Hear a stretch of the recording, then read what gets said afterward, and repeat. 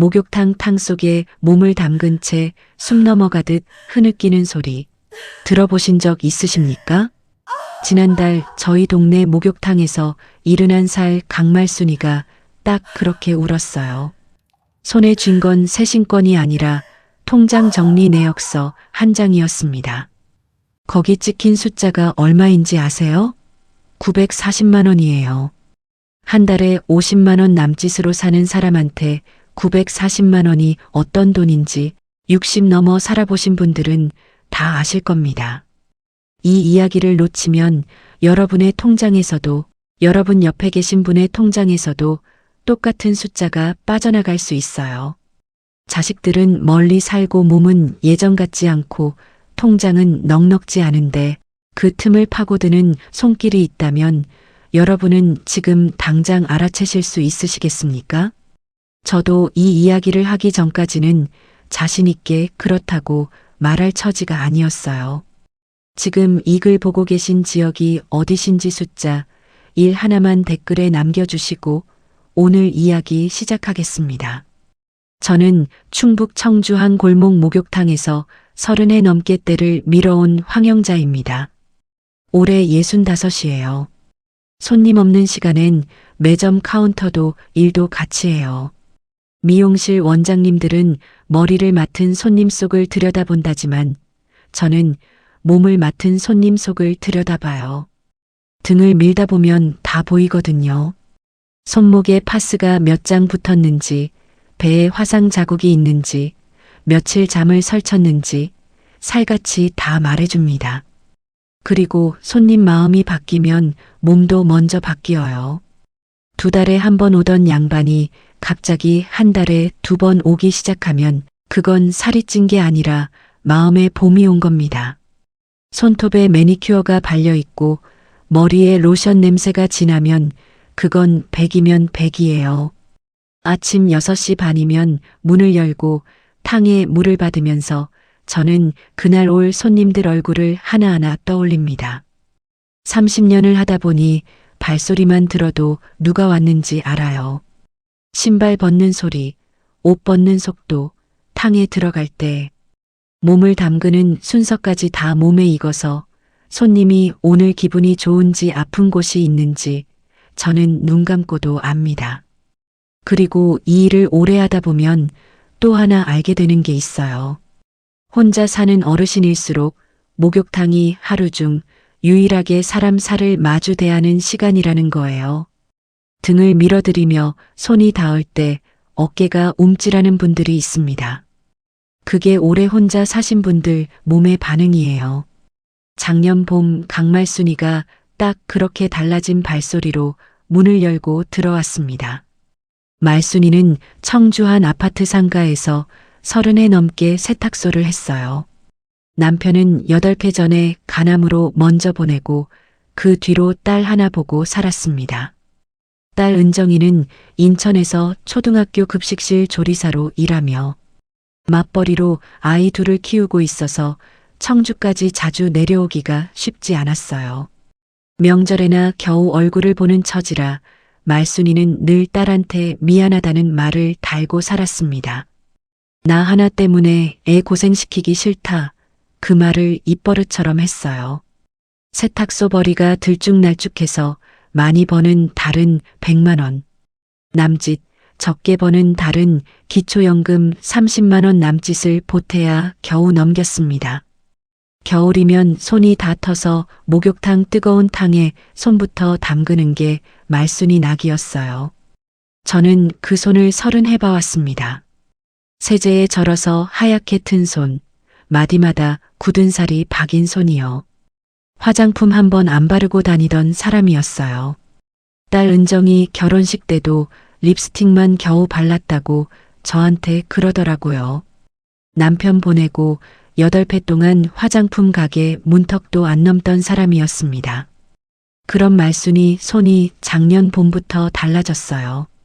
손톱에 봉숭아물이 아니라 매니큐어가 발려 있었습니다. 그것도 연한 분홍이 아니라 새빨간색으로요. 저는 대야를 밀다 말고 속으로 아이고 소리가 절로 나왔어요. 그 남자를 처음 본 게 작년 3월 초순이었습니다. 남탕에서 목욕을 마치고 나온 그 양반이 매점에서 요구르트를 사 먹다가 말순이랑 마주쳐서 알게 됐다고 했습니다. 이름은 표철식. 자기 입으로는 농협지점에서 30년 근무하다 정년 퇴직하고 지금은 연금이 두둑하다 했습니다. 인물이 훤한 것도 아니고 옷이 좋은 것도 아니었는데 딱 하나 남달랐던 게 있어요. 돈 얘기를 지가 먼저 안 하고 되레 돈을 먼저 내미는 거였습니다. 목욕값을 말순이가 대신 내준 게 아니라 철식이가 말순이 목욕값까지 앞장서서 냈어요. 시장에서 국밥을 먹어도 지가 먼저 계산했고 세탁소에 들러서는 다리미판 밑에 슬쩍 5만 원을 놓고 갔습니다. 여러분, 이게 더 무섭습니다. 처음부터 뜯어가는 사람보다 처음에 퍼주는 사람이 나중에 더 크게 가져가요. 사람 경계를 낮추는 데는 그게 제일 잘 듣거든요. 솔직히 저도 처음 몇 달은 부러웠어요. 말순이가 목욕탕에 올 때마다 얼굴에 화색이 도는데 그걸 어느 친구가 마다하겠습니까? 호칭도 금세 바뀌었습니다. 처음엔 사장님이더니 한 달 만에 임자가 됐어요. 국밥을 사주면서 철식이가 그랬답니다. 임자는 평생 나 몸만 다렸을 거 아니요. 오늘은 앉아서 대접받아봐요. 말순이가 그 얘기를 목욕탕 평상에 앉아서 하는데 눈가가 밝았더라고요. 30에 세탁소 하면서 누구한테 수고했다는 말을 처음 들어봤다는 겁니다. 5월에는 철식이가 말순이를 데리고 저희 매점에 들러 커피를 사준 적이 있어요. 그때 제가 슬쩍 물었습니다. 사모님은 어디 사시냐고요? 한참 뜸을 들이더니 그 양반이 그러더군요. 그건 예전에 정리가 됐지요. 목소리만은 이상하게 진짜 같았어요. 그게 무슨 뜻이었는지는 나중에야 알았습니다. 4월에는 무심천 벚꽃길을 같이 걸었다고 자랑을 하러 왔고요. 5월에는 어버이날이라고 카네이션 화분을 하나 사들고 세탁소에 찾아왔습니다. 딸도 못 챙겨준 어버이날을 그 양반이 챙겨준 셈이니 말순이 마음이 얼마나 뭉클했겠어요. 저는 그 얘기를 들으면서도 한편으론 이상하다 싶었습니다. 자식보다 먼저 챙기는 남이라니 지나치게 빠르다 싶었지요. 하지만 그때는 저도 확신이 없어서 그저 좋겠다 소리만 했어요. 여름으로 넘어가면서 철식이가 이런 말을 하기 시작했습니다. 임자 세탁소 이러다 문 닫겠소. 내가 아는 데다 돈을 좀 굴리면 이자가 갯돈보다 낫습니다. 처음엔 100만 원을 맡겼어요. 한 달 뒤에 정말로 11만 원이 통장에 꽂혔습니다. 말순이는 뛸 듯이 기뻤다고 해요. 그 다음엔 300만 원, 그 다음엔 440만 원, 도합 840만 원이 그렇게 넘어갔습니다. 처음 들어온 11만 원은 사실 철식이 제 돈이었어요. 사기꾼들이 미끼를 던질 때 쓰는 방법이 딱 그겁니다. 조금 넣어주고 나중에 크게 걷어가요. 여러분, 이 대목 꼭 기억해 두세요. 처음부터 손을 벌리는 사람보다 처음에 이자를 쥐어주는 사람을 더 의심하셔야 합니다. 돈 얘기가 나올 때마다 철식이는 서두르는 법이 없었어요. 임자 급할 거 없소. 여윳돈 생기면 그때 맡기시오. 이 여유가 오히려 말순이 마음을 더 놓게 만들었습니다. 가을 초입엔 단둘이 단풍 구경으로 속리산을 다녀왔어요. 철식이가 먼저 펜션을 예약했다며 자랑을 했는데 막상 가서 보니 결제는 말순이 카드로 하고 자기는 나중에 현금으로 준다며 10만 원을 건넸습니다. 계산은 이미 30만 원이 넘었는데 말이에요. 말순이는 그 얘기를 하며 웃었습니다. 사람이 계산을 잘 못하는 스타일이라고요. 저는 그때도 속으로 뭔가 걸렸어요. 계산을 잘 못하는 게 아니라 계산을 안 하는 척하는 사람도 있거든요. 추석 지나고는 300만 원 얘기가 다시 나왔습니다. 이번엔 자기 명의 아파트 담보대출 이자가 잠깐 밀렸다며 급전이 필요하다 했어요. 말순이는 딸 결혼식 때 받은 축의금 통장까지 헐었습니다. 저는 그 얘기를 듣고 여기서 딱 짚고 넘어가야겠다 싶었어요. 여러분, 사기꾼 주머니에는 늘 어디에 묶여 있다는 돈이 한 뭉치씩 있습니다. 눈에는 절대 안 보이는 돈이지요. 그리고 그 사람들 아픈 데는 꼭 돈 나올 때만 아픕니다. 이 무렵 저희 목욕탕에 오래 다니시던 박정임 씨라는 분 얘기를 잠깐 해야겠어요. 그분도 작년에 비슷한 남자를 만났는데 만난 지 2달째 되던 날, 남자가 걔 얘기를 슬쩍 꺼내자 그 자리에서 딱 이렇게 말했답니다. 내 돈은 내 장례식 날까지 내 이름으로 있을 거요. 그래도 좋으면 만납시다. 남자는 그 다음 주부터 연락이 뜸해지더니 결국 발길을 끊었어요. 박정임 씨는 그때 서운했다면서도 지금은 저한테 이럽니다. 서운한 걸로 끝났으니 다행이지요. 저는 나중에 다시 한번 물어봤어요. 그때 안 서운했냐고요. 서운하긴 했지. 근데 그 서운함이 돈보다는 훨씬 싸잖아. 그 말이 오래 남았습니다. 나중에 다 지나고 보니 박정임 씨가 흘려보낸 그 서운함이 말순이가 치른 940만 원보다 훨씬 싼 값이었더군요. 여러분, 이런 일이 저희 동네만의 일이 아니에요. 충북경찰청이 집계한 자료를 보면 연애를 미끼로 한 금전, 사기 신고가 2024년보다 2025년에 4배 넘게 늘었습니다. 옛날에는 통관비나 항공료 명목에 몇십만 원짜리 수법이 많았는데 요즘은 이렇게 돈을 대신 굴려주겠다며 접근하는 투자 결합형 수법으로 진화했다고 해요. 그게 무슨 의미인지 아십니까? 이 얘기가 남의 동네 이야기가 아니라 우리 동네, 우리 목욕탕에서도 똑같이 벌어지고 있다는 뜻이에요. 그리고 그 표적은 언제나 통장에 몇 천만 원 든 부자가 아니라 말순이처럼 한 달 50만 원으로 사는 평범한 어르신이라는 뜻입니다. 돈만 오간 게 아니었어요. 철식이는 세탁소 배달을 자청해서 도와줬습니다.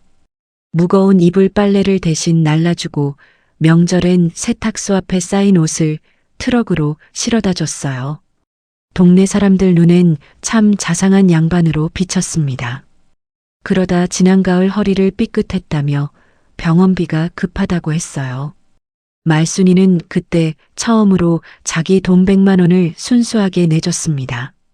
지금까지는 철식이 돈을 받기만 하던 처지였으니 이번엔 자기가 갚을 차례라고 생각한 거예요.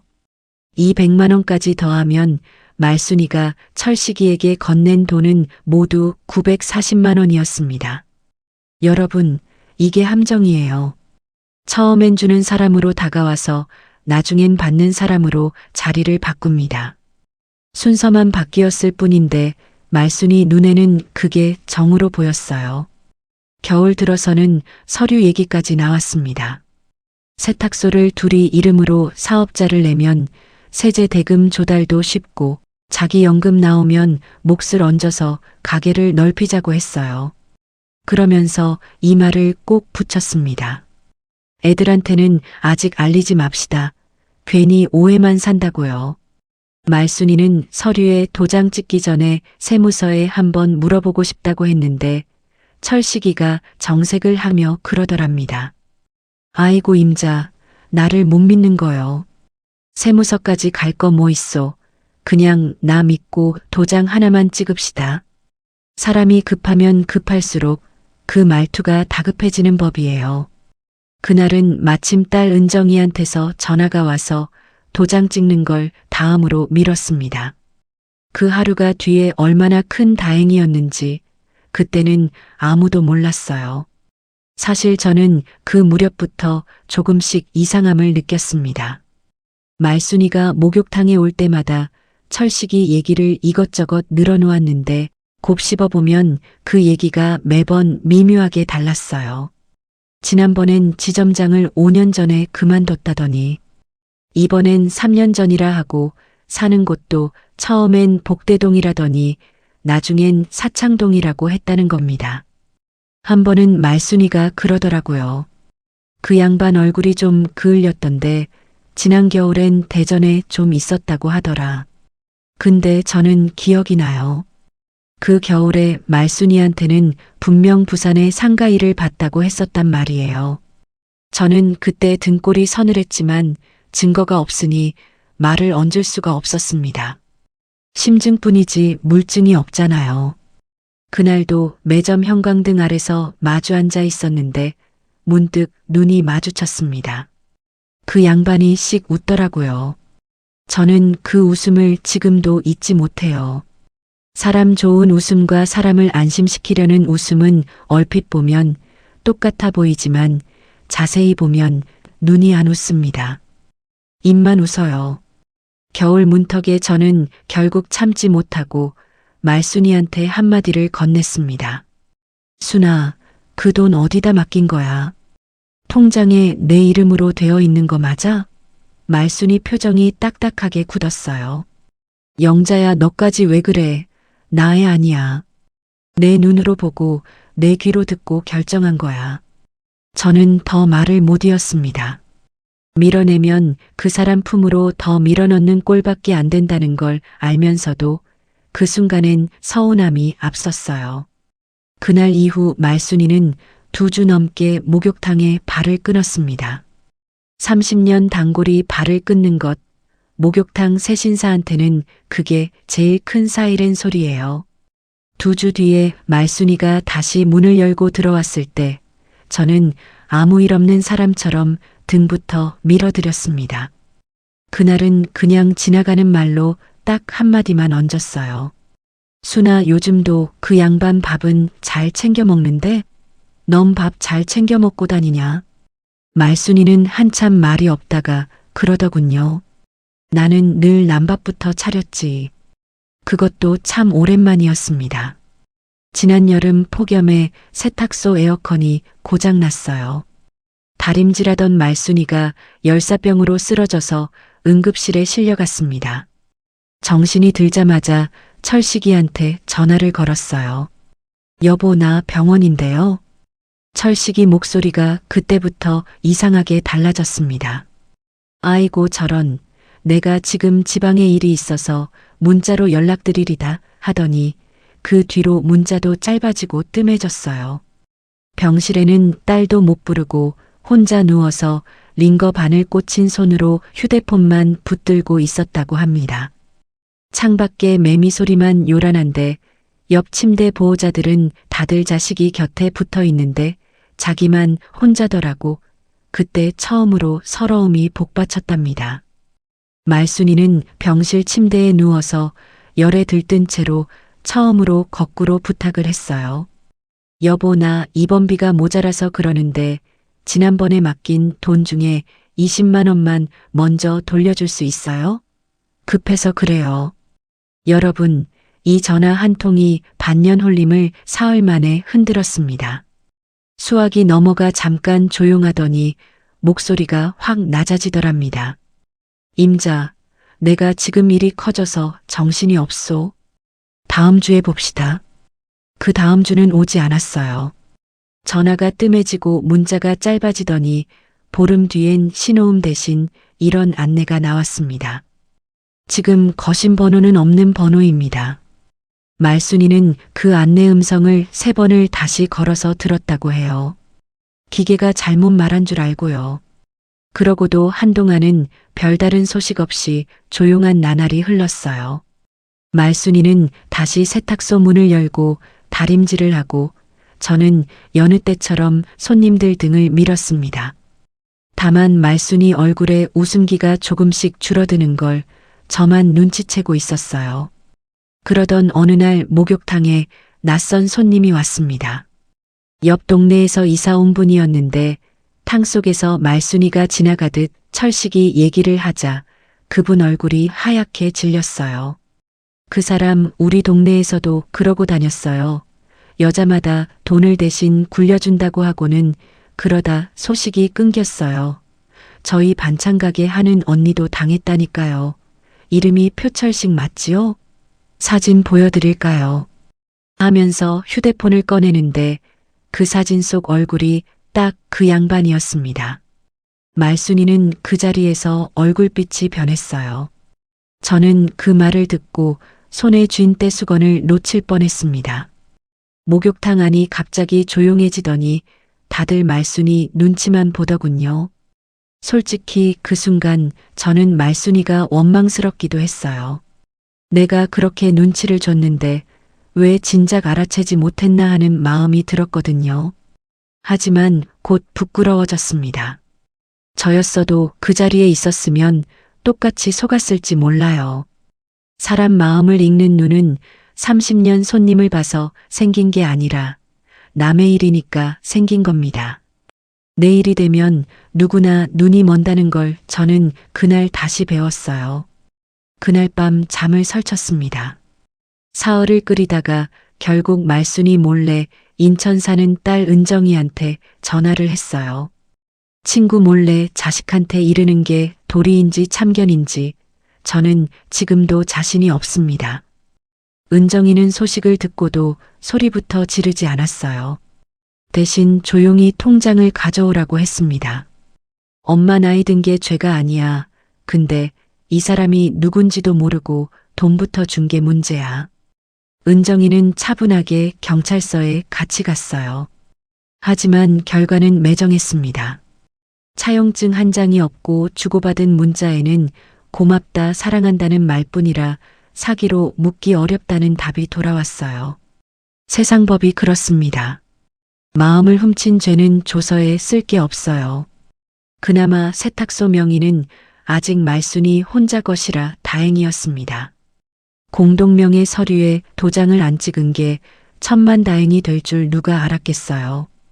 경찰서를 나오면서 은정이가 말순이 손을 잡고 이랬답니다. 엄마, 나 어릴 때 엄마가 새벽마다 다림질하던 소리 듣고 자랐어. 그 손으로 나 대학 보냈잖아. 그 손을 아무 남자한테나 함부로 맡기지 마. 말순이는 그 말에 딸 앞에서 처음으로 소리내어 울었습니다. 은정이가 저한테도 그러더군요. 이모, 진작 말씀해 주셔서 그나마 이 정도로 끝났어요. 저는 그 말을 듣고도 마음이 편치 않았습니다. 진작 말했으면 940만 원까지는 안 갔을 텐데 하는 후회가 지금도 남아요. 말순이가 목욕탕 평상에 앉아서 저한테 이랬어요. 영자야, 나도 모르겠다.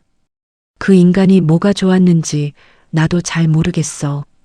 그냥 내가 뭐 해다 주면 좋다고 웃어주는 그 낯짝이 자꾸 눈에 밟혔어. 30에 세탁소 하면서 누가 나한테 잘한다 소리 한 번 안 해줬는데 그 인간이 임자손 참 곱다 그러는데 나도 내가 왜 이러는지 모르겠더라. 저는 그 말을 듣고 한참 뒤에야 알았습니다. 우리는 사랑에 넘어가는 게 아니에요. 난생 처음 듣는 고맙다는 말에 넘어가는 겁니다. 다산정약용은 인정하기 싫은 것을 인정할 줄 아는 것이 지혜의 시작이라 했어요. 말순이는 그날에야 자기 마음이 사랑이 아니라 인정받고 싶은 갈증이었다는 걸 인정했습니다. 인정하고 나니 비로소 눈물이 그쳤다고 해요.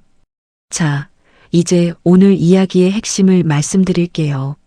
노년에 다가오는 이성에게는 딱 4가지 목적이 있고 각각을 가려내는 시험이 하나씩 있습니다. 첫째는 통장이에요. 현금만 통장이 아닙니다. 세탁소 보증금, 갯돈, 해약할 수 있는 보험까지 그 사람들 눈에는 전부 통장으로 보여요. 이걸 가려내는 게 석 달 시험입니다. 만난 지 석 달 안에 돈 얘기나 서류 얘기가 나오면 그게 5만 원짜리라도 목적은 이미 나온 거예요. 사기는 940만 원부터 시작하지 않습니다. 5만 원부터 시작해요. 그리고 이 말 하나만 외워두세요. 돈 얘기가 나오거든 웃으면서 이렇게 말씀하십시오. 내 돈은 내 장례식 날까지 내 이름으로 있을 거요. 그래도 좋으면 만납시다. 진심인 사람은 이 말에 안 떠나요. 목적인 사람만 떠납니다. 의심스러우면 경찰청 사이버범죄 신고 시스템이나 금융감독원 불법사 금융 피해 신고센터에 먼저 확인해 보세요. 서류에 도장을 찍기 전에 가족이 아니어도 좋으니 아무나 붙들고 한번 물어보십시오. 급하게 서두르는 서류치고 좋은 서류가 없습니다. 저는 이 말을 말순이 일을 겪고 나서야 뼈저리게 배웠어요. 진작 알았더라면 그 940만 원의 절반이라도 지킬 수 있지 않았을까 하는 생각을 지금도 합니다. 둘째는 몸입니다. 밥해주는 손, 배달해주는 손, 아플 때 곁을 지키는 손을 노리고 와요. 요즘 간병비가 하루 10만 원이 넘는 세상이니 우리 몸이 그 사람들한테는 걸어다니는 돈이거든요. 이걸 가려내는 게 시간 시험입니다. 최근 석 달 동안 내가 그 사람을 위해 움직인 시간과 그 사람이 나를 위해 움직인 시간을 꼽아보세요. 열에 9이 4시간이면 그건 연애가 아니라 취직입니다. 월급 없는 취직이요. 말순이가 6달 동안 배달하고 밥해준 횟수가 40번이 넘는데 철식이가 병원에 데려다 준 건 단 한 번도 없었어요. 심지어 말순이가 대상포진으로 옆구리가 불덩이처럼 아팠던 겨울에도 문자 한 통으로 몸조리 잘하시오 하고 끝이었습니다. 사랑은 입으로 오지 않아요. 다리로 옵니다. 이 말 오늘 꼭 마음에 새겨두시기 바랍니다. 셋째는 자리예요. 사업자 공동명의 전입 서류에 제 이름을 얹으려는 겁니다. 이걸 가려내는 게 대낮 시험이에요. 자식 앞에서도 떳떳하게 그 사람을 소개할 수 있는지 보십시오. 신호가 아주 또렷합니다. 서류는 서두르면서 자식들은 피해요. 애들한테는 아직 알리지 맙시다.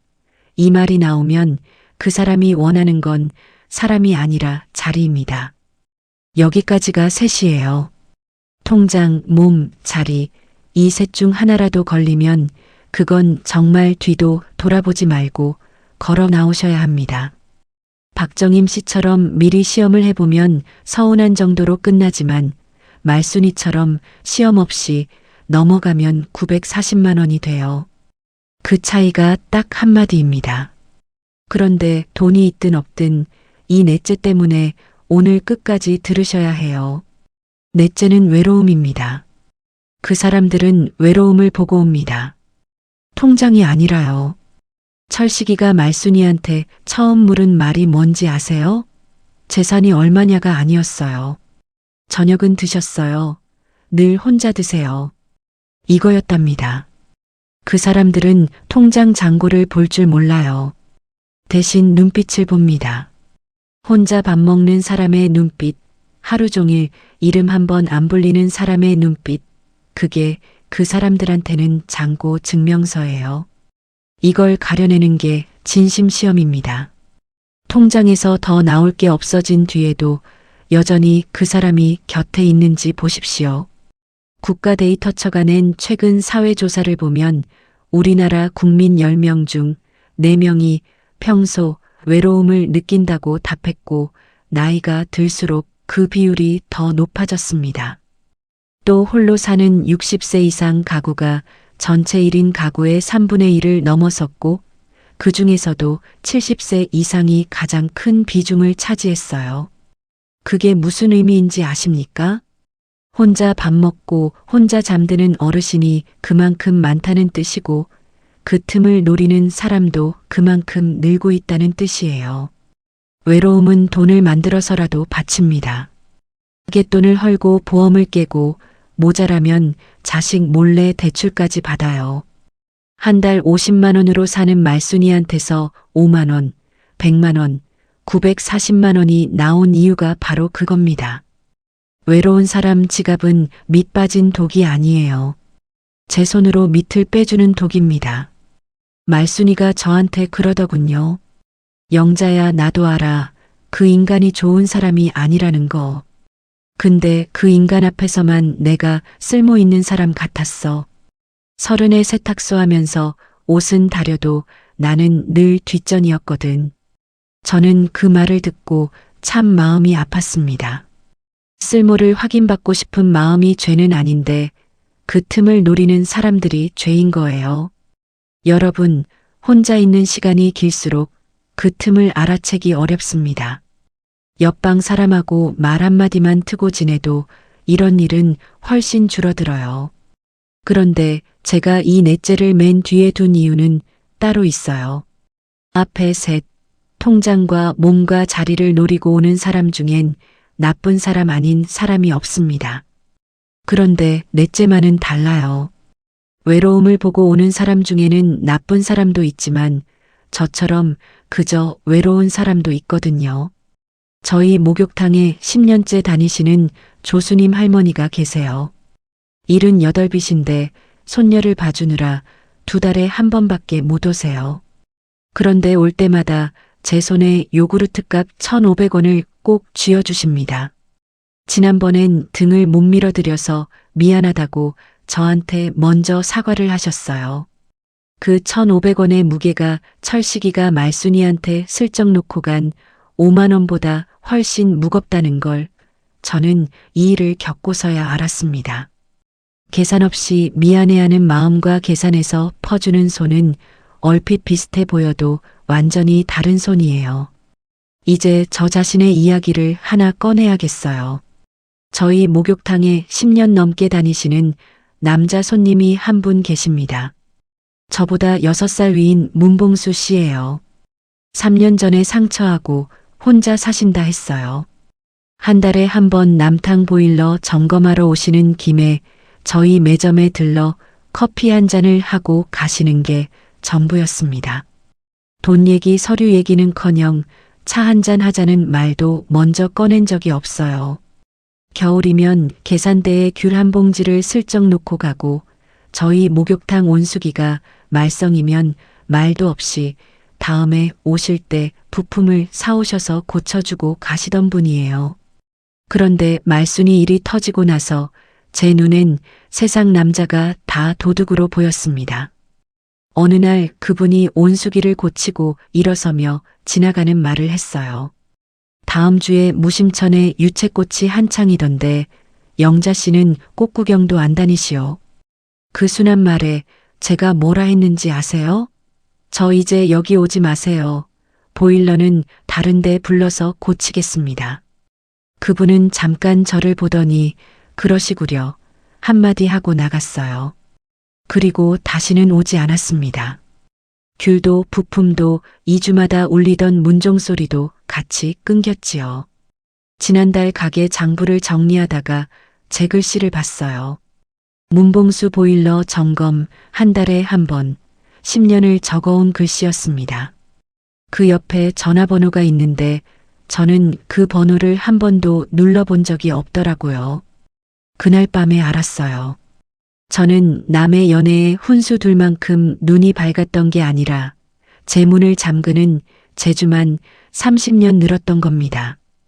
여러분, 사기꾼은 잠긴 문도 따고 들어와요. 그런데 진심은 문을 두드리다가 조용히 돌아갑니다.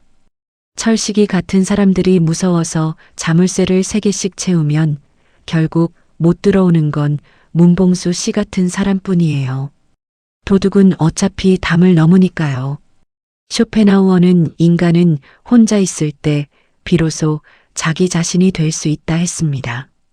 하지만 그 말이 혼자 견디라는 뜻은 아니라고 저는 생각해요.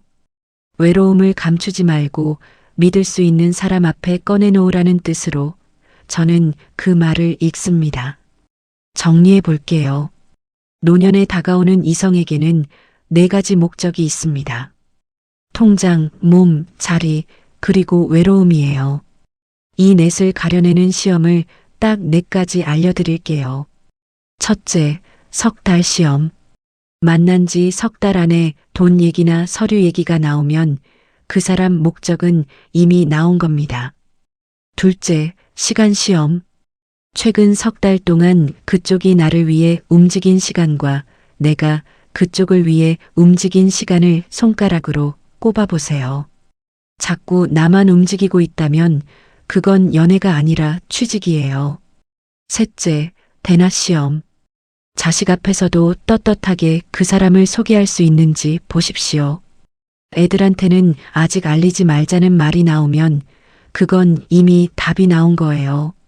넷째, 진심 시험. 내가 더 줄 게 없어진 뒤에도 그 사람이 여전히 곁에 있는지 보세요. 아프거나 힘들 때 직접 오는지, 말로만 걱정하는지도 여기 포함됩니다. 넷 중에 셋이 걸리면 뒤도 돌아보지 말고 걸어 나오세요. 하지만 넷째 하나만 서로 마주보고 있거든. 그건 죄가 아니에요. 우리 나이의 심장도 뛰라고 달아놓은 심장입니다. 처음에 말씀드린 940만 원 기억하십니까? 그 숫자는 말순이가 지불한 수업료였습니다.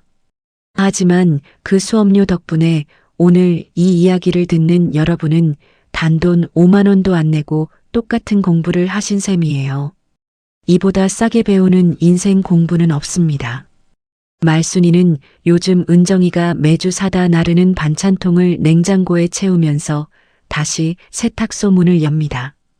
940만 원은 못 돌려받았지만 저한테 이런 말을 했어요. 영자야, 등록금 냈다 치자. 그래도 졸업은 해야지. 그러고는 목욕탕 창에 비친 제 얼굴을 보고 웃는데 작년 봄 새빨간 매니큐어를 바르고 오던 웃음보다 훨씬 편안해 보였습니다. 그리고 저는요, 지난주에 돋보기를 쓰고 1시간이 걸려서 문자 한 통을 썼어요. 썼다 지웠다 하면서요. 문봉수 씨 황영자입니다. 온숙이 고쳐주신 값을 여태 못 갚았습니다. 이번 주말 낮 12시 무심천 국수집에서 국수 한 그릇 어떠십니까? 저희 딸도 아는 자리입니다. 대낮에 밝은 데서 자식도 아는 자리로요. 답장은 3시간 뒤에 왔습니다. 10년을 한 달에 한 번 오시던 분답게 서두르는 법이 없더군요. 좋습니다. 저는 잔치국수를 좋아합니다. 저는 그 글자들을 읽고 가게 문을 닫고도 한참을 앉아 있었어요. 이번 주말에 만나서 딸한테도 먼저 인사시킬 생각입니다. 결과가 어떻게 될지는 저도 아직 모르겠어요. 다만 이 나이에 가슴이 뛰는 게 흉이 아니라는 걸 저는 이제야 배웁니다. 오늘 저녁엔 따뜻한 차 한 잔 앞에 놓고 손가락 하나만 펴보세요. 요즘 부쩍 다정해진 그분과의 석 달을 꼽아보시는 거예요. 넷 중에 3개가 걸리면 속도를 늦추시고 넷째 하나만 걸리면 그건 마주봐도 되는 마음입니다. 이 손가락 셈법 혼자 계신 형제분이나 친구분께도 꼭 알려주시고요. 문은 잠그지 마세요. 다만 대나처럼 천천히 내 이름은 내 손에 쥔 채로 여시기 바랍니다. 여러분은 혹은 여러분 곁에 누군가는 오늘 말씀드린 4가지 중에 몇 번째를 겪어보셨습니까? 댓글에 숫자 하나만 남겨주세요. 그 숫자 하나가 다른 어르신 한 분을 살립니다. 오늘 이야기가 남의 일 같지 않으셨다면 좋아요 한번 눌러주시고 구독과 알림 설정을 해두시면 제가 또 이런 이야기를 들고 오겠습니다. 오늘도 끝까지 함께 해주셔서 진심으로 감사드립니다. 지금까지 황금노우였습니다. 노후에 얼마가 있어야 충분할까요? 이 질문을 한 번이라도 해보신 분들, 아마 이 영상을 보고 계신 분들 대부분이실 겁니다. 노후 자금 얼마가 필요하다는 기사를 읽으면 가슴이 철렁하고 친구 모임에서 누가 부동산 이야기라도 꺼내면 왠지 모르게 불편해집니다. 새벽에 잠이 깨면 머릿속에서 자꾸 숫자 계산이 시작됩니다. 통장에 얼마가 남았고 한 달에 얼마가 나가고 이 돈이 몇 년을 버텨줄까? 그 계산이 끝나지 않은 채 날이 밝습니다. 아침을 먹으면서도 산책을 하면서도 텔레비전을 보면서도 그 불안은 배경처럼 깔려 있습니다. 조금만 더 있으면 괜찮을 텐데, 조금만 더 있으면 마음이 편할 텐데, 그런데 이상하게도 그 조금이 채워져도 마음은 쉽게 편해지지 않습니다. 왜일까요? 노후 자금 10억이 있어도 불안한 사람이 있고 월 100만 원으로 평온하게 사는 사람이 있습니다. 그 차이는 돈이 아닙니다. 오늘 이 이야기는 돈을 더 모으는 법이 아닙니다. 지금 가진 돈으로 더 잘 사는 법입니다. 그리고 더 나아가 돈이 결코 만들어줄 수 없는 것들이 70 이후의 삶에서 얼마나 중요한지에 대한 이야기입니다. 끝까지 들으시면 새벽에 눈이 떠졌을 때 숫자, 계산 대신 다른 생각을 하게 되실 겁니다. 자, 시작하겠습니다. 함께 천천히 들어가 보겠습니다. 경상남도 진주에 사는 71세 김복순 씨는 새벽마다 스마트폰을 봅니다. 잠이 깨면 제일 먼저 하는 일이 은행 앱을 열어서 잔고를 확인하는 것입니다. 남편이 돌아가신 지 5년이 됐고 딸 하나는 서울에, 아들 하나는 부산에 살고 있습니다. 두 자녀가 매달 조금씩 용돈을 보내주고 남편이 남긴 작은 금액의 연금이 나옵니다. 먹고 사는데 지장은 없습니다. 그런데 새벽마다 잔고를 확인하는 습관은 멈추지 않습니다. 김복순 씨는 이렇게 말했습니다. 돈이 없어서 불안한 게 아닌 것 같아요. 그냥 불안한 거예요. 근데 그 불안이 돈 걱정처럼 느껴지는 거예요. 이 말 속에 오늘 이야기의 핵심이 들어 있습니다. 돈 걱정이 커지는 진짜 이유. 첫 번째는 돈을 안전의 상징으로 여기는 습관입니다. 우리 세대는 가난을 경험한 세대입니다. 어릴 때 먹을 것이 없었던 기억, 돈이 없어서 아픈 가족을 제때 병원에 못 데려간 기억, 돈 때문에 하고 싶은 것을 포기해야 했던 기억. 그 기억들이 우리 안에 아주 깊이 새겨져 있습니다. 그래서 돈은 단순한 숫자가 아닙니다. 돈은 생존의 상징이고, 안전의 상징이고, 두려움으로부터 나를 지켜주는 방패입니다. 그 등식이 평생 작동해 왔습니다. 돈이 있으면 안전하고, 돈이 없으면 위험하다. 그런데 70이 넘어서도 그 등식이 그대로 작동하고 있는 것입니다. 실제로 지금 당장 굶을 처지가 아닌데도 몸속 어딘가에 새겨진 그 오래된 두려움이 새벽마다 통장 잔고를 확인하게 만드는 것입니다. 이것은 의지의 문제가 아닙니다. 평생 살아온 방식의 문제입니다. 그러나 이제는 그 등식을 조금 느슨하게 풀어볼 때가 됐습니다. 두 번째 이유는 비교에서 오는 상대적 빈곤감입니다. 절대적으로 부족한 것이 아닌데도 부족하게 느껴지는 것. 그것이 상대적 빈곤감입니다. 모임에 나가면 누군가는 해외여행 이야기를 하고 누군가는 자녀가 집을 사줬다는 이야기를 합니다. 뉴스에서는 노후 자금으로 몇 억이 필요하다는 이야기가 나옵니다. 그 숫자들과 나의 현실을 비교하는 순간 충분했던 것이 갑자기 부족해 보입니다. 오늘 아침 따뜻하게 밥을 먹었고 몸에 큰 이상이 없고 지낼 집이 있는데도 비교는 언제나 우리를 가난하게 만듭니다. 내가 가진 것을 보는 것이 아니라 내가 갖지 못한 것을 보게 만들기 때문입니다. 그리고 그 비교는 70이 넘어서도 멈추지 않습니다. 오히려 더 예민해지기도 합니다. 세 번째 이유는 미래에 대한 통제 욕구입니다. 앞으로 얼마나 더 살지 모르니까라는 말. 이 말 속에는 불확실성에 대한 두려움이 담겨 있습니다. 인간은 원래 통제할 수 없는 것을 두려워합니다. 언제 아플지, 얼마나 더 살지, 어떤 일이 생길지, 이 모든 것이 불확실합니다. 그래서 그나마 숫자로 확인할 수 있는 통장 잔고에 집착하게 됩니다. 돈이 많으면 그 불확실성을 조금이라도 통제할 수 있을 것 같은 느낌이 들기 때문입니다. 하지만 돈은 미래를 통제해주지 않습니다. 돈은 선택지를 늘려줄 뿐입니다. 그리고 진짜 불안, 즉 언젠가는 죽는다는 사실, 언제 아플지 모른다는 사실은 아무리 많은 돈이 있어도 사라지지 않습니다. 그 진실을 받아들이는 것이 돈 걱정으로부터 자유로워지는 첫걸음입니다. 네 번째 이유는 돈이 없으면 사랑받지 못할 것 같다는 두려움입니다. 이것은 많은 분들이 의식하지 못하는 감정입니다.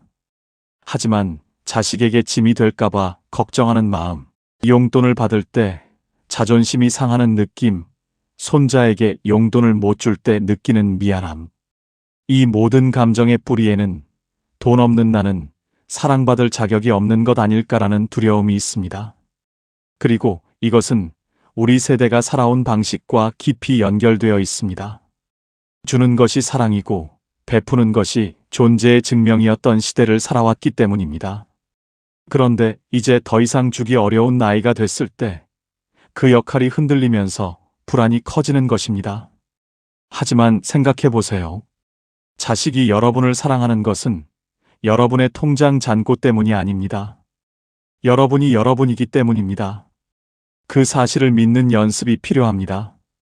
자, 이 네 가지를 하나로 묶으면 이렇게 됩니다. 70 이후 돈 걱정의 본질은 돈이 부족해서가 아니라 돈 없이는 괜찮을 수 없다는 믿음 때문입니다.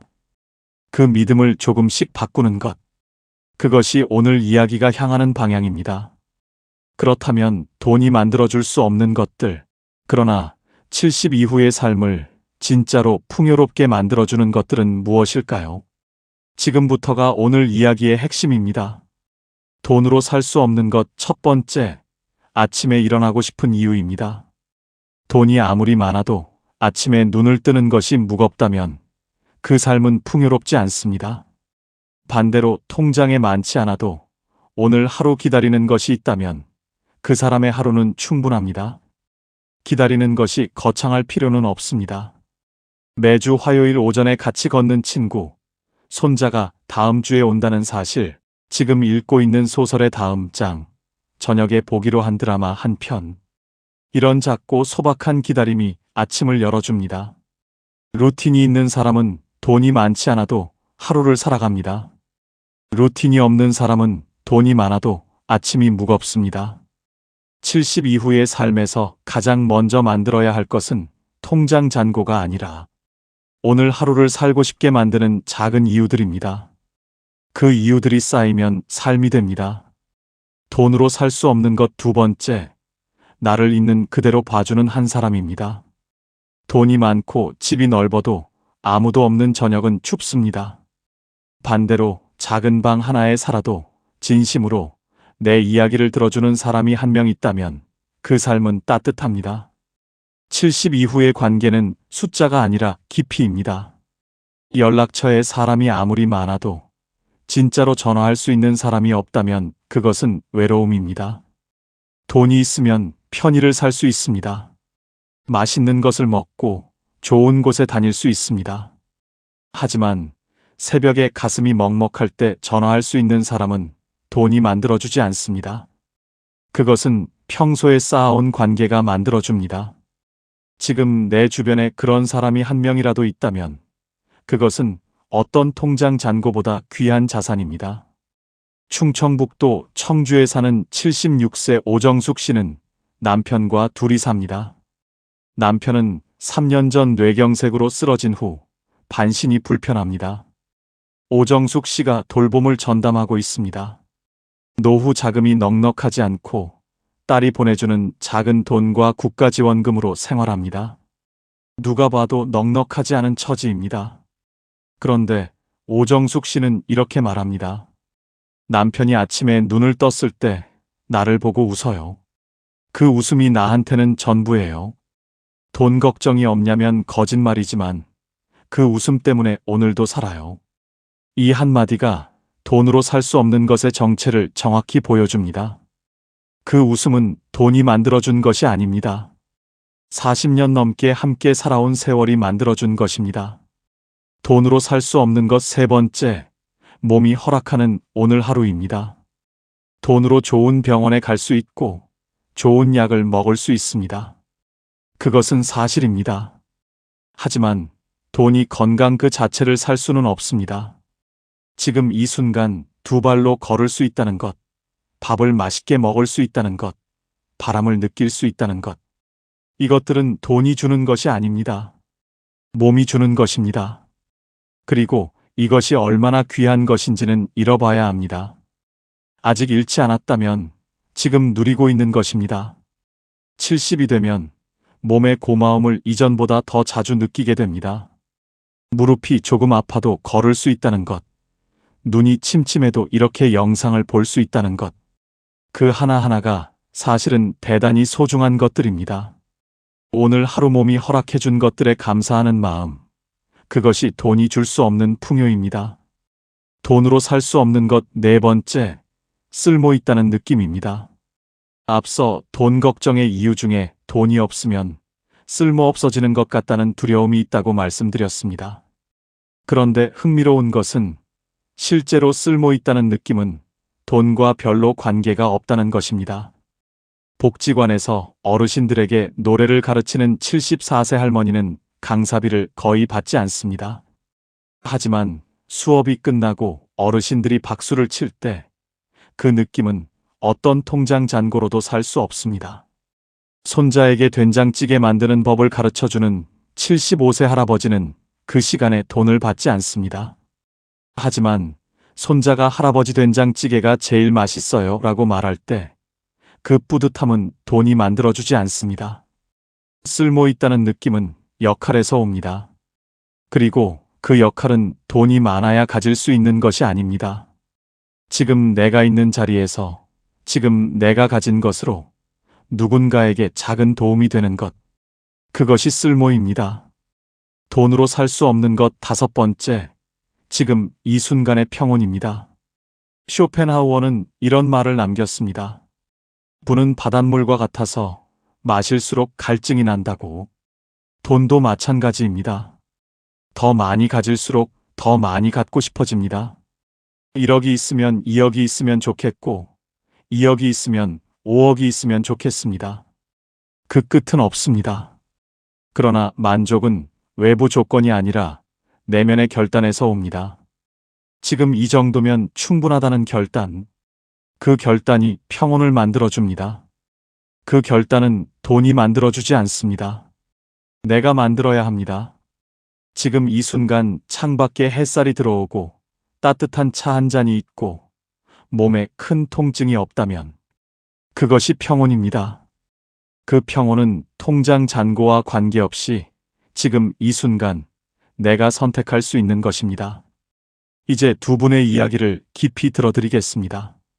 전라남도 순천에 사는 78세 이순례 씨는 평생 남편과 함께 논밭을 일궜습니다. 자녀 셋을 대학까지 보내고 나니 남은 것이 별로 없었습니다. 남편은 68세에 먼저 세상을 떠났고 이순례 씨는 혼자 남았습니다. 딸 셋이 매달 조금씩 돈을 모아 엄마에게 보내줍니다. 처음에는 그것이 너무 자존심이 상했습니다. 평생 주기만 하며 살아왔는데 이제 자식한테 손을 벌리는 신세가 됐다는 생각이 들었습니다. 딸들이 돈을 보낼 때마다 카카오톡으로 엄마 이번 달 입금했어요 라는 메시지가 왔는데 그 메시지를 볼 때마다 마음이 복잡했습니다. 고맙기도 하고 미안하기도 하고 어딘가 모르게 작아지는 느낌이 들었습니다. 그러던 어느 날 둘째 딸이 전화를 해서 이런 말을 했습니다. 엄마, 내가 지금 이렇게 살 수 있는 게 다 엄마 덕분이야. 엄마가 나 낳고 키우느라 얼마나 힘들었어. 이 돈은 용돈이 아니라 내가 엄마한테 드리는 감사예요.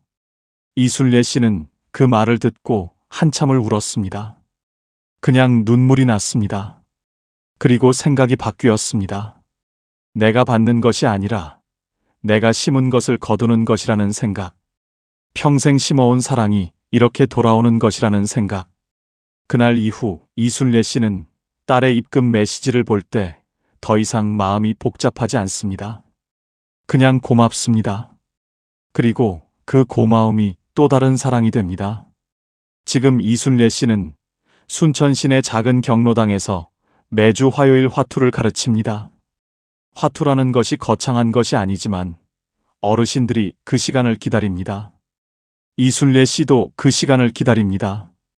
돈은 별로 없지만 기다리는 것이 있는 삶입니다. 그것이 이순례 씨의 노후입니다. 경기도 용인에 사는 73세 한정수 씨는 40대에 사업을 크게 벌였다가 실패했습니다. 은행 빚을 다 갚고 나니 50대 중반이었고 그때부터 다시 시작하려 했지만 몸이 받쳐주지 않았습니다. 퇴직금도 없었고 국민연금도 얼마 되지 않았습니다. 아내가 마트 계산원으로 일하면서 생계를 유지했고 한정수 씨는 그 사실이 너무 부끄러워서 한동안 집에서만 지냈습니다. 자식들 얼굴 보기도 창피했습니다. 사업에 성공한 친구들 이야기가 들려올 때마다 가슴이 무너졌습니다. 그렇게 2년을 거의 집안에서만 보냈습니다. 체중이 10kg 넘게 빠졌고 머리카락도 많이 빠졌습니다. 아내가 걱정이 돼서 당신 이러다가 정말 쓰러지겠어. 어디든 나가봐라고 말했습니다. 마지못해 나간 곳이 동네 경로당이었습니다. 처음에는 그냥 시간을 때우려고 들어갔습니다. 그런데 거기서 한정수 씨를 바꾼 사건이 생겼습니다. 경로당 어르신 중에 바둑을 배우고 싶어 하는 분들이 있었는데 한정수 씨가 젊을 때 바둑을 꽤 잘 두었거든요. 어르신들이 당신이 좀 가르쳐줘요라고 부탁을 해왔습니다. 처음에는 손사래를 쳤습니다. 그런데 한 번만 봐달라는 말에 못 이겨 앉았는데 어르신들이 배우는 눈빛이 너무 진지했습니다. 수업이 끝나고 정수 씨 덕분에 오늘 진짜 재밌었어요 라는 말을 들었을 때 한정수 씨는 오랜만에 어깨가 펴지는 느낌이 들었습니다. 그 다음 주에 또 나갔습니다. 그 다음 주에도 나갔습니다. 한정수 씨는 이렇게 말합니다. 내가 가진 게 없다고 생각했어요. 돈도 없고 직함도 없고 내세울 것도 없다고. 그런데 바둑 하나로 사람들이 나를 기다려요. 그게 얼마나 큰 건지 몰랐어요. 지금 한정수 씨는 일주일에 3번 경로당에 나갑니다. 국민연금이 적고 아내가 아직도 일을 하고 있습니다. 노후 자금은 여전히 부족합니다. 그러나 한정수 씨의 눈빛은 2년 전과 완전히 다릅니다. 기다리는 것이 있는 사람의 눈빛입니다. 이제 마무리를 향해 가겠습니다. 통장 잔고보다 오늘 잔고가 중요합니다. 오늘 잔고란 무엇일까요? 오늘 감사한 것이 하나라도 있었는가? 오늘 웃은 순간이 한 번이라도 있었는가? 오늘 기다리는 것이 하나라도 있는가? 오늘 누군가에게 작은 도움이 됐는가? 이것들이 오늘의 잔고입니다. 이 잔고는 은행에서 확인할 수 없습니다. 하지만 이 잔고가 쌓이면 삶이 됩니다. 그리고 이 잔고는 돈이 많아야 채울 수 있는 것이 아닙니다. 지금 이 순간 어디에 있든 얼마를 가졌든 채울 수 있습니다. 돈은 삶의 도구입니다. 삶의 목적이 아닙니다. 이 문장이 쉽게 들릴 수 있습니다. 하지만 실제로 이것을 믿는 것은 쉽지 않습니다. 평생 돈을 위해 일했고 돈 때문에 포기했고 돈 때문에 버텼습니다. 그 삶에서 돈은 언제나 중심이었습니다. 그 습관이 하루아침에 바뀌지 않습니다. 하지만 조금씩 바꿀 수 있습니다. 오늘 새벽에 잠이 깨서 통장 잔고를 확인하고 싶을 때 대신 이것을 한번 생각해 보세요. 오늘 나는 무엇이 기다려지는가? 그 질문 하나가 불안을 조금 다른 방향으로 돌려줄 수 있습니다. 지금 당신이 가진 것을 한번 세어보세요. 통장 잔고 말고 진짜로 가진 것들을. 오늘 아침 먹은 따뜻한 밥, 지금 앉아있는 자리, 창문으로 들어오는 빛, 이 영상을 볼 수 있는 눈과 들을 수 있는 귀, 당신을 생각하는 사람이 세상 어딘가에 있다는 사실. 이것들은 돈이 만들어준 것이 아닙니다. 그러나 이것들이 없다면 어떤 돈도 의미가 없습니다. 당신은 지금 이 순간 생각보다 훨씬 많은 것을 가지고 있습니다. 단지 그것들이 통장에 찍히지 않을 뿐입니다. 그리고 지금 이 질문을 드립니다. 오늘 돈 없이도 좋았던 순간이 있었습니까? 아침 햇살이 따뜻하게 느껴진 순간, 누군가와 나눈 짧은 대화가 기분 좋았던 순간, 오랜만에 먹은 음식이 맛있었던 순간, 별 이유 없이 마음이 잠깐 가벼워진 순간. 그런 순간이 오늘 하루에 하나라도 있었다면 오늘은 풍요로운 하루입니다. 그것이 보이기 시작하면 삶이 조금씩 달라집니다. 불안이 완전히 사라지지는 않습니다. 하지만 불안보다 감사가 조금 더 커지는 날들이 늘어납니다. 그날들이 모이면 노후가 됩니다. 돈이 만들어주는 노후가 아니라 내가 만들어가는 노후. 당신의 노후는 통장이 아니라 당신의 하루가 만들어갑니다. 이 말을 오늘 하루 한 번만 기억해 주세요. 내일 아침 눈이 떠지면 통장 앱 대신 오늘 기다리는 것 하나를 먼저 떠올려 보세요. 아주 작은 것이어도 됩니다. 오늘 점심에 먹을 것, 오후에 걷기로 한 공원, 저녁에 볼 드라마 한 편. 그 작은 기다림이 하루를 열어줍니다. 그 하루들이 쌓이면 당신의 황금 노후가 됩니다. 이제는 애쓰지 않아도 됩니다. 더 많이 가지려 하지 않아도 됩니다. 지금 가진 것으로 충분히 오늘을 살 수 있습니다. 당신은 이미 충분히 잘 살아오셨습니다. 그리고 지금도 충분히 잘 살고 있습니다. 오늘도 이 영상을 끝까지 봐주셔서 감사합니다. 황금 노후는 여러분을 평생 응원하겠습니다. 감사합니다.